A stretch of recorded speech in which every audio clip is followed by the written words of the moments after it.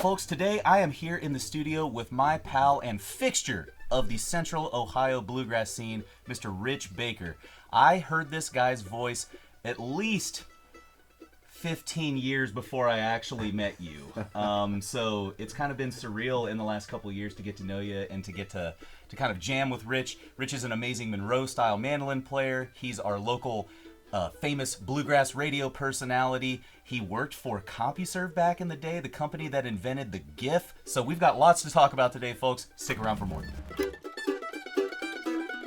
Could you give us a bit of a background on your history with CompuServe? I know that probably doesn't have too much to do with bluegrass, but I think everyone will find that so interesting, like what you did there. It is a fascinating story. When you think of digital communications and you think of computers and so forth, you always think about California. Silicon Valley is there for a reason. You know, there's a lot of that stuff there, Micro Center, Google, all that stuff. But you know, right here in the digital heartland of Columbus, Ohio, there was a lot that occurred back in the early days. And CompuServe was one of those things.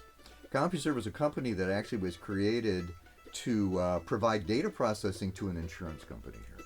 Okay. And the co-founder of the company had the idea of why not take those same big mainframe computers that would fill a room like this and actually sell time on that. And that turned into something called time sharing. I've heard about that. And companies, big companies, banks and insurance companies and manufacturers of one sort or another would dial in through a dedicated line and go to the computers in Columbus, Ohio, no matter where those companies may be in the United States.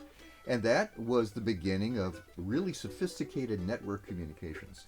CompuServe was part of all of that right here in Columbus, Ohio. I know. It's wild. So as the company grew, I joined the company in 1976. And I was a greenhorn out of Ohio University, armed with my journalism degree. And I was going to conquer the world as a journalist. And then I quickly realized there wasn't much money in journalism. Not as much as bluegrass, maybe, right? That's right. So I just sort of pivoted a little bit and concentrated more on marketing communications, where you take the skill set of being a journalist, but you apply it in a business context. A lot more money there.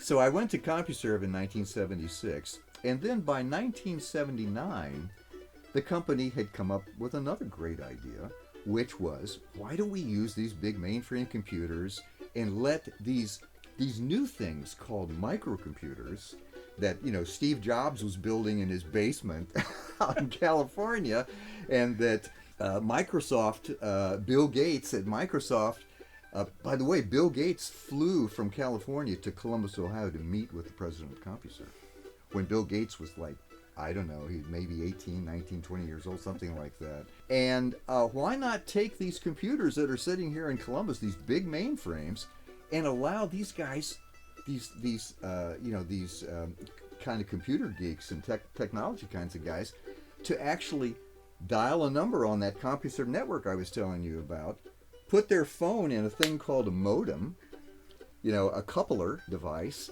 and talk to the computers in Columbus at the blazing speed of 300 baud. Which, you know, I can type faster than that. So that's how the CompuServe Information Service was born. And that led, you know, I'll just fast forward here, that led to the creation of home shopping, reading news online. Columbus Dispatch was the world's first online newspaper. You're kidding me. In 1980. I had no idea about that. Mm-hmm. That led to also not only shopping, but, you know, chat, which you now would call texting and all that sort of thing. Mm-hmm. Electronic mail was basically developed in a business context at CompuServe years ago. The whole concept of forums, which, you know, led then to online conferencing, was all pretty much shaped at CompuServe. The very first marriage online in the world occurred at CompuServe. Two people got married. They were in the same room, but everybody who attended was all over the United States. Virtual. That's. And they had one guy. Who would type the word flash, and he was the photographer. He would type flash in brackets like he was taking pictures, but he wasn't even in the room. So the marriage occurred. The band Aerosmith was the first rock band to release a digital single through the CompuServe network. And they flew to Columbus and toured the building. And, we made history there. There was just example after example after example at CompuServe. And it all occurred right here in Columbus. That's so crazy to me. So you said you were, maybe 3 years into your job there when stuff's really started started cooking. Yeah. What was that like being kind of a greenhorn? And you were, if I remember correctly, like you said, your job was tasked with like promoting or like that's right, representing this stuff to the public. That's like, right. Was that a difficult task to, at that time, translate that type of stuff to the average person? It really, really is. You have to create relationships, and you have to create almost metaphors in a way, to talk about what you can do digitally through your computer, because it was very, very new. Yeah. At the time. Again, that's sort of the journalism. What does a journalist do? They take complex topics and they boil it down with common words so that people can understand. Well, that's what I was hired to do. That's so crazy. And how long did you work there? I was there 20 years. Yeah. Wow, man. I left in 1996. And then these other services came up.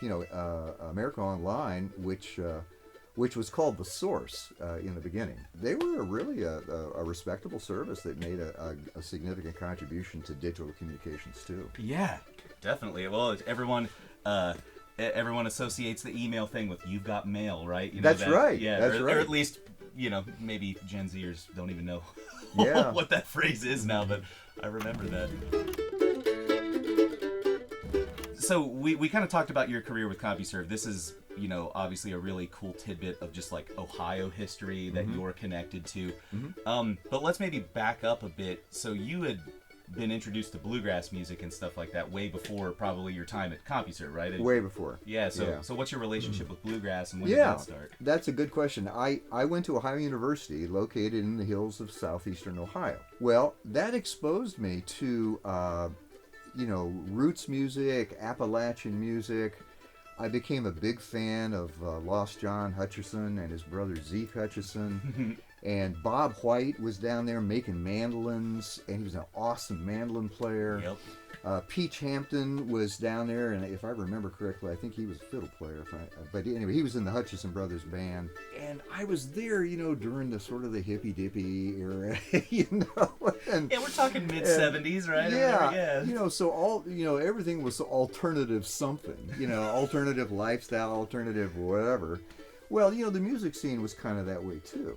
And I got to listening to this great music, and then I would come back home and I'd go to Frontier Ranch out in Pataskala. Yep. Daryl Atkins was out there putting on these great bluegrass shows. And I got to see, when I was just, in my late teens and early 20s, I got to see, Bill Monroe and the Bluegrass Boys. I got to see Reno and Smiley. I got to see Ralph Stanley. I got to see Jimmy Martin. And it was just something about the music. I said, golly, this is authentic music. It's not plugged in.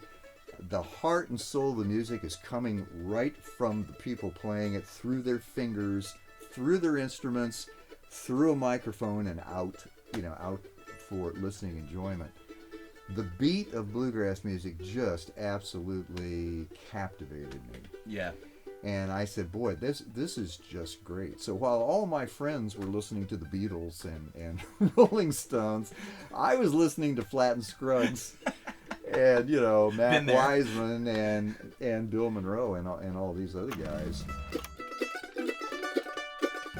And I said, I've just got to participate. So I bought a guitar. I actually took guitar lessons. So that was your first instrument in bluegrass then? That's right. Yeah. It was guitar. I was able to get through that, and I said, well, I think I can maybe teach myself how to play a banjo. I really like the banjo. I fell in love with the banjo.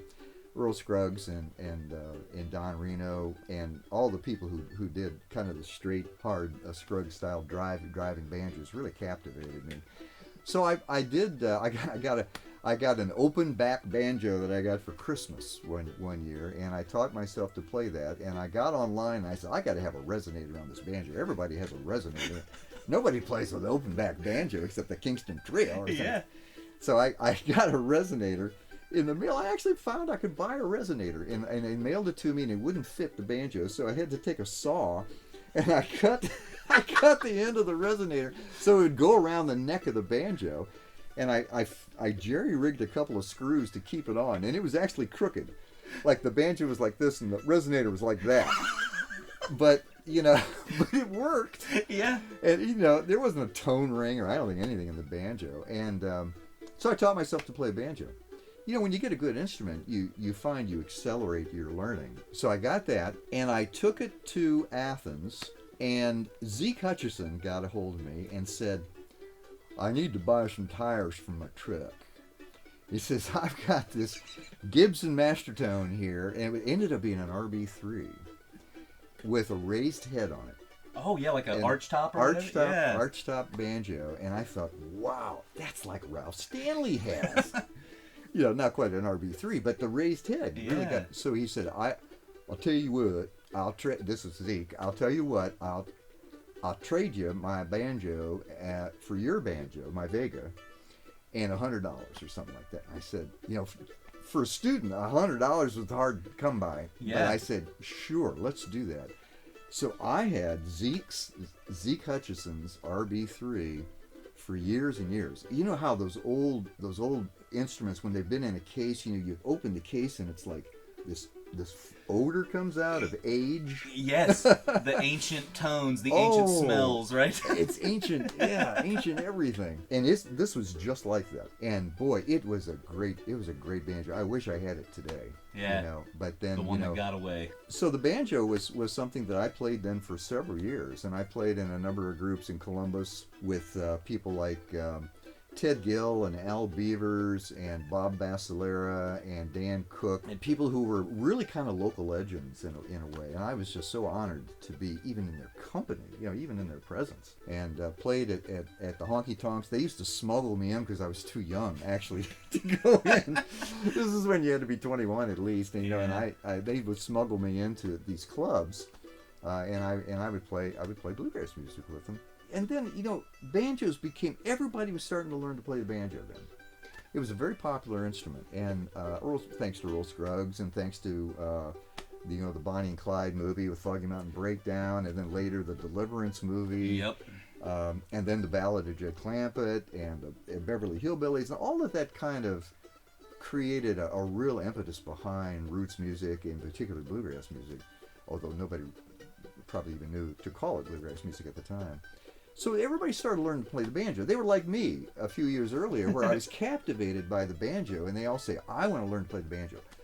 Before I knew it, there was banjo players everywhere. So I said, this is an awful heavy instrument for a little guy like me to carry around. I think I'll learn to play the mandolin. So I bought a Martin mandolin, and then I discovered Ray Sparks here in Columbus, who is an incredible mandolin builder. And I bought a Sparks mandolin. Wow, I didn't realize you ever owned a Sparks. I owned a Sparks mandolin for a long time, and in fact, the mandolin that Jim Duty has was my old Sparks mandolin. That's awesome. That mandolin's been around now for 40-some years. I'd love to play that sometime. It's a beast. Yeah. It really is a beast, and of course Jim makes it sound great. So I got that mandolin and taught myself to play the mandolin just by watching and learning and watching everybody's fingers and talking to people and everything, and learned how to play the mandolin. So I switched from the banjo to the mandolin because it was a whole lot easier to carry around. And it was, I don't know, it just fit me better, I guess, for a while. So the rest is history. And I've been playing the mandolin now pretty much consistently for several years. Yeah. What? So I can get it. What year was that when you transitioned from banjo to mandolin? Wow, that would probably have been in. It'd been in the late 1970s, probably, okay. And early 80s. Yeah, around the time you were getting out of college and making internet history. There you go. Yeah, exactly. I like it, man. So we're talking about that period where you switched over to mandolin, being like the late 70s, early 80s. Mm-hmm. Central Ohio has had a fixture on the airwaves since roughly that time, right? When did the Bluegrass Ramble start, and when did you get involved with that? Okay. Well, when I was in the 70s, I was listening to WMNI radio and a guy named Frank Godby. He lived here in Columbus, and he was a DJ and had a bluegrass show on WMNI radio. And I listened to that faithfully. And then along about 1978, July the 6th to be exact, of 1978, a guy by the name of Tom Ewing, who also was an educator here in town in Columbus. He went to WOSU and said, talk them into a short program. I want to say it was like a 30-minute program on WOSU of bluegrass music. And Tom started that in 1978. And one of Tom's favorite quotes that I love to hear him say is, "I don't think WOSU realized how many hillbillies there were in Columbus, Ohio." Because the show pretty much took off. He anchored the show starting in 1978, and he brought in the legendary Sid Campbell, who was also a Columbus resident, and who went on to play with Don Reno for 10 years. Yeah. When he and Red Smiley broke up. People like Don Amrine and others I was listening to them on the radio from 78 to 1986. And then in 1986, one day I heard, listening to the Bluegrass Ramble, was that Tom Ewing had left to join the father of bluegrass music as Bill Monroe's lead singer and rhythm guitar player. So they had an opening at WOSU for Bluegrass Ramble. And I thought, well, golly, I have a journalism background. It's not that much different, is it? So I went, I wrote a letter, and I said, gee, I'd really, yeah, I told him about my history in the music and things like that, and never heard anything. I finally, I think I picked up the phone and I got a hold of the producer and I said, look, I've sent you several letters. He says, oh, why don't you come on in, we'll do an air check. I said, okay, this was in the days with vinyl albums, okay, they had a turntable there, okay? So you put your record on the turntable, and of course you go, and you get the needle where it's supposed to go. And I just faked 5 or 10 minutes of a show, of what I would think to be a bluegrass show. And the guy said thank you and sent me on my way. And then I never heard anything. So I called him up again. And he says, "Oh yeah, you're hired." And I said, "Okay, that's great."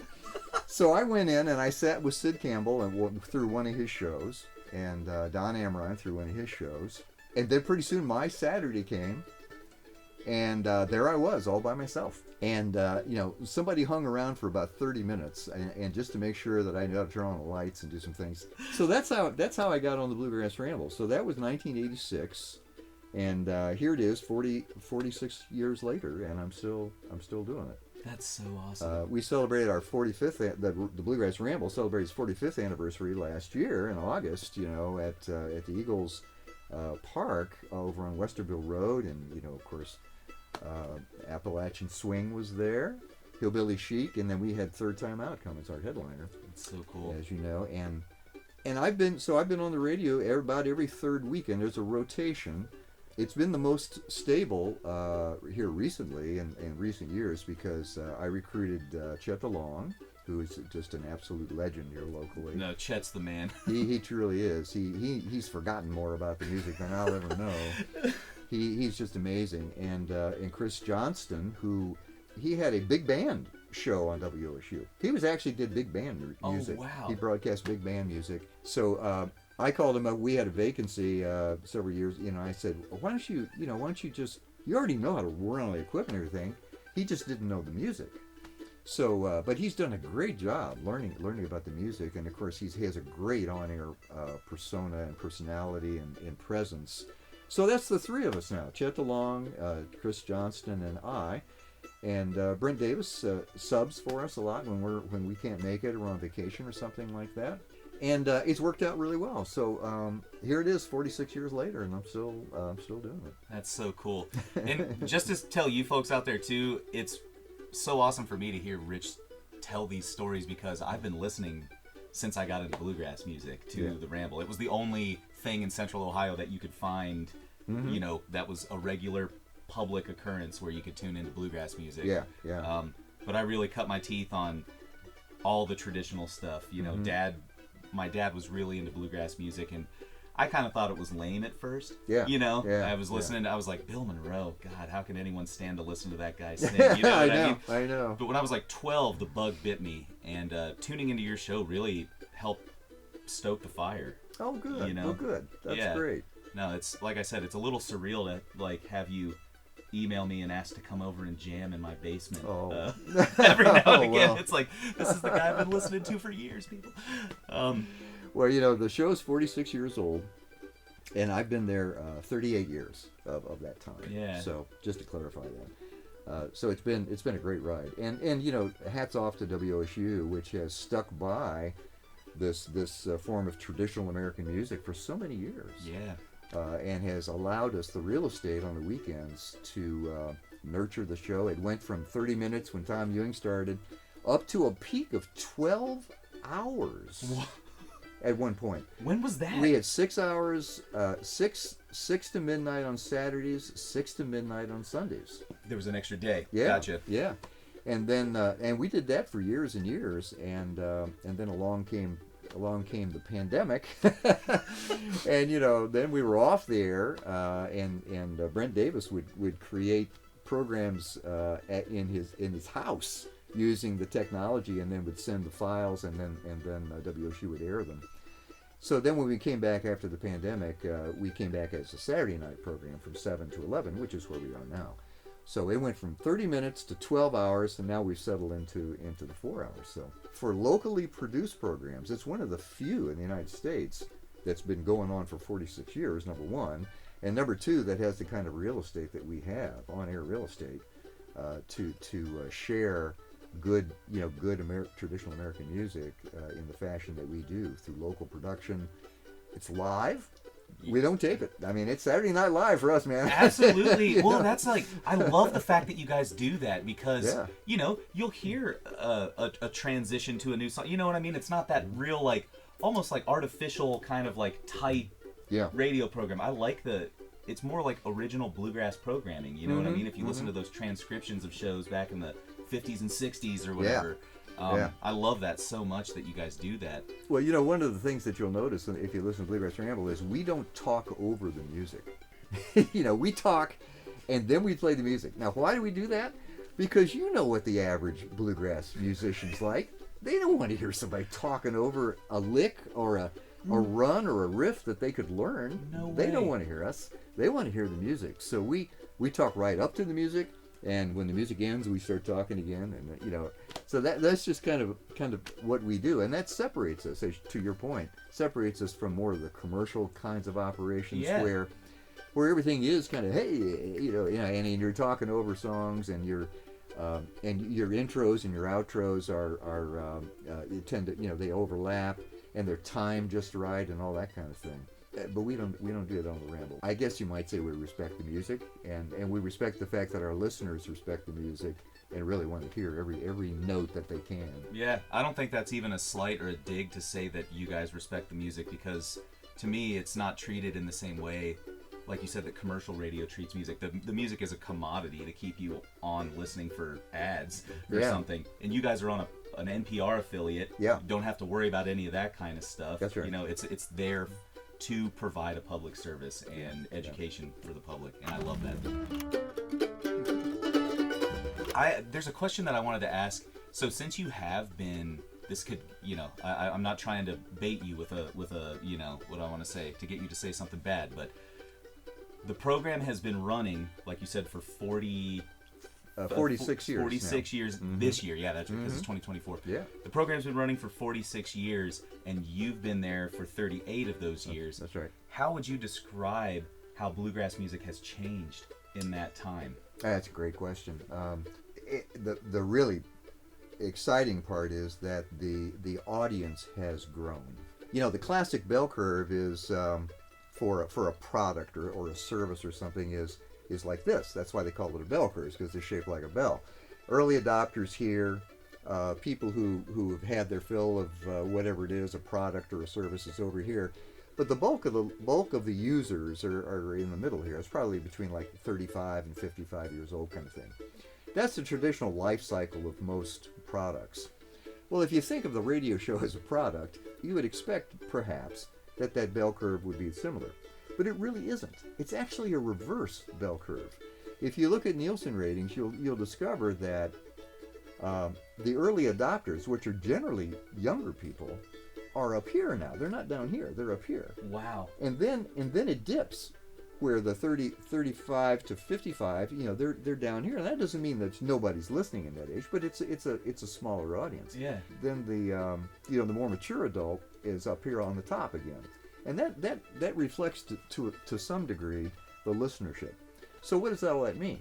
Well, what's really encouraging about it is that because the early adopters are up here, they're the younger crowd, and they're discovering this music in droves.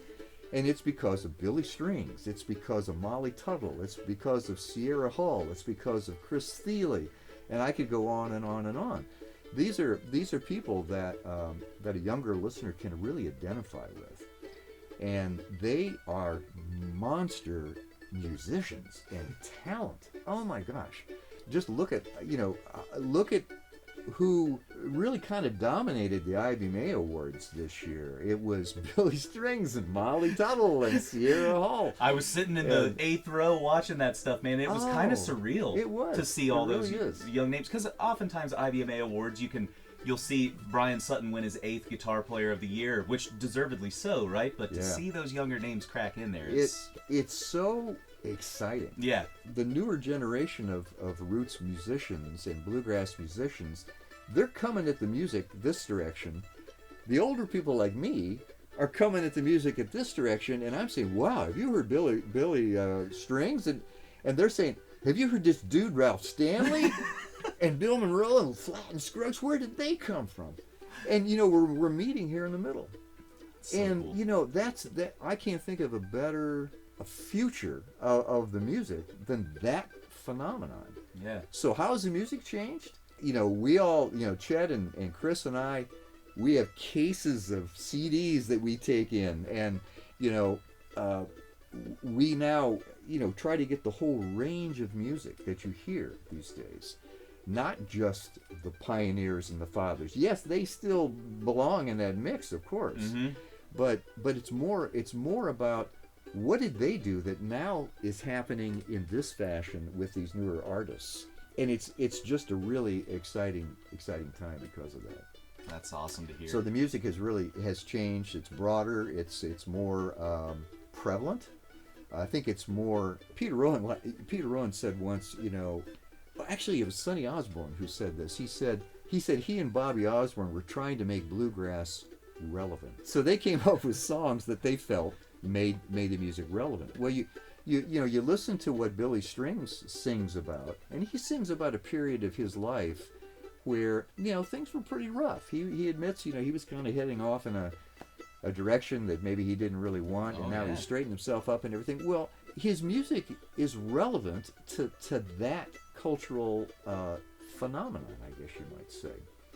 I think the relevance of the music, maybe Sonny Osborne was onto something. I think you see the relevance and you hear the relevance in what's going on in today's musicians, especially the younger kind of musicians. So we try, where I've headed with all this is, we as hosts, we have a bigger pot of music to choose from now.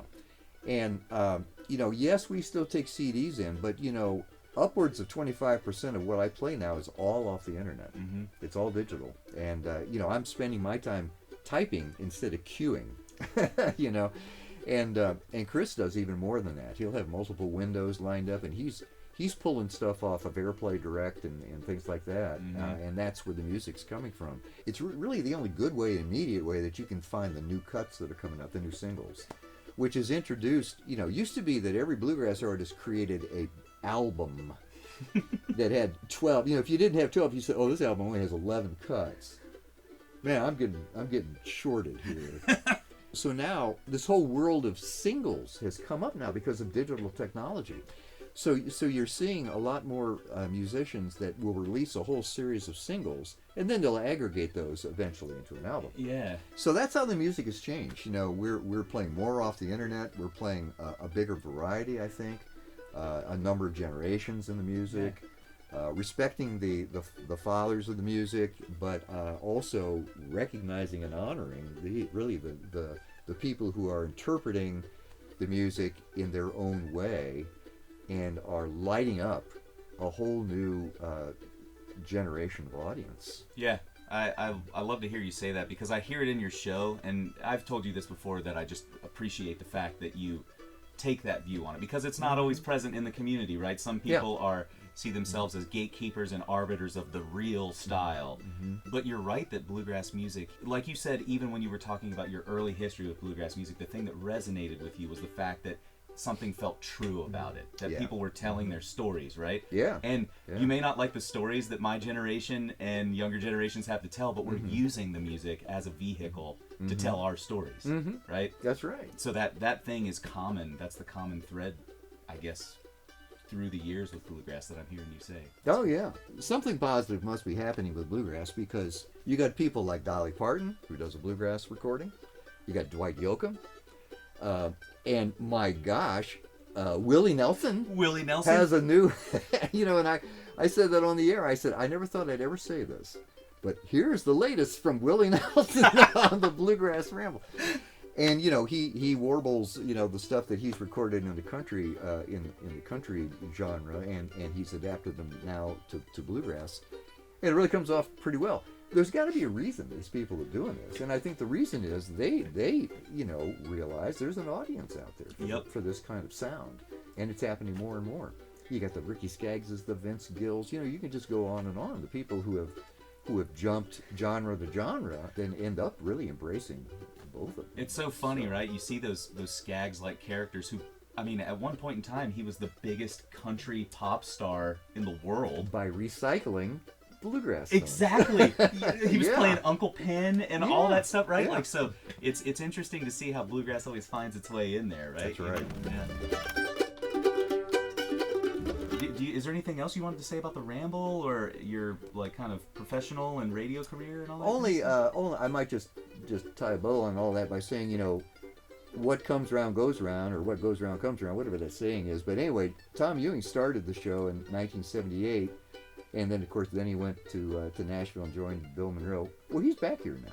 He's back in Columbus, so he's here alive and well up in Sunbury, and it's great to get together with him from time to time. And you think I have stories? You should talk to Tom. I've read his book. He's got and it's wonderful. He's got 2 great books out. The Bill Monroe Reader was another one. Yep. I would say that Central Ohio continues to be a real force in roots music and in bluegrass music and traditional American music.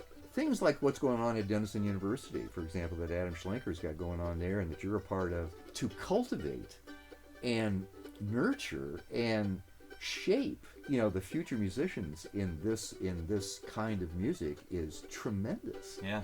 East Tennessee State University, and the stuff that goes on in Kentucky, where I can't remember the name of that. But, Berea has got one, and Moorhead's got Moorhead. That's the one I was got thinking one. about. Yeah, Raymond McLean's kind of empire down there. That's right. South Plains College. In Texas, they were like one of the first bluegrass programs out there. Alan Mundy. Alan Mundy used to call that Level Land, Texas, instead of Loveland, Texas. Yeah. I taught with him at Coffin Camp this past summer. He's the most hilarious dude. Funny. Oh God.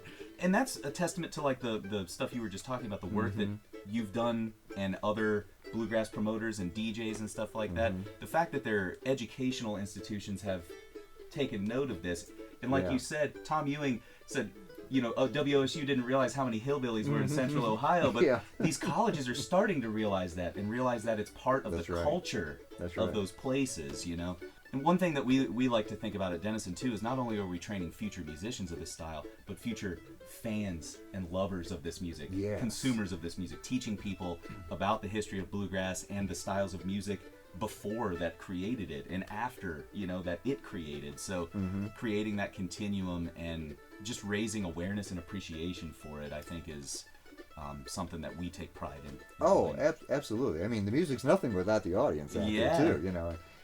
So I look at the landscape and I look at it, the way it was in the 1970s and the way it is now, and the music just keeps growing and growing and growing. Clearly, the effects of Bill Monroe and what he is credited with doing by taking the Monroe Brothers sound and evolving it to that magic day in the mid-1940s, where Lester Flatt and Earl Scruggs and Bill Monroe and Cedric Rainwater and Chubby Wise got together and changed history on the stage of the Grand Ole Opry, you see what that has become now.